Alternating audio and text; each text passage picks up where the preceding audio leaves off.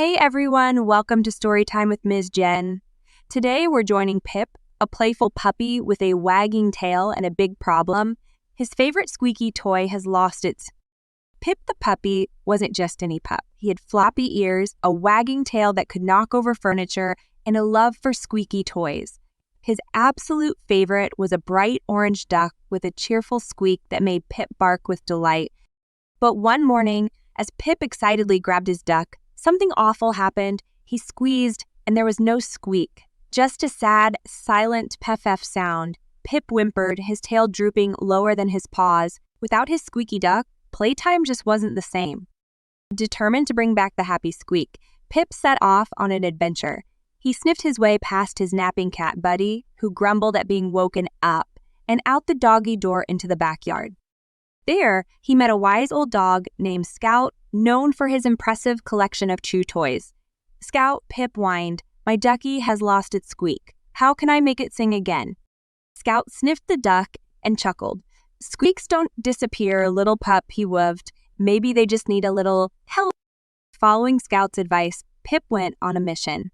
He chased playful butterflies, hoping their flapping wings would somehow magically restore the squeak. He practiced his best fetch command, throwing the duck in the air and catching it again, hoping a good toss would fix the problem. He even tried burying the duck in the flower bed, hoping a dirt nap would refresh the squeak. But nothing worked. Exhausted and sad, Pip sat under his favorite tree, his squeaky-less duck dangling from his mouth. Suddenly, a group of children playing nearby caught Pip's eye. They were singing a cheerful song, their voices filling the air with joy. As Pip listened, a spark lit up in his eyes. He ran towards the children, wagging his tail so hard his whole body wiggled. The children giggled and let Pip join their game. They chased Bubbles, played tug-of-war with a rope, and even sang their silly song again.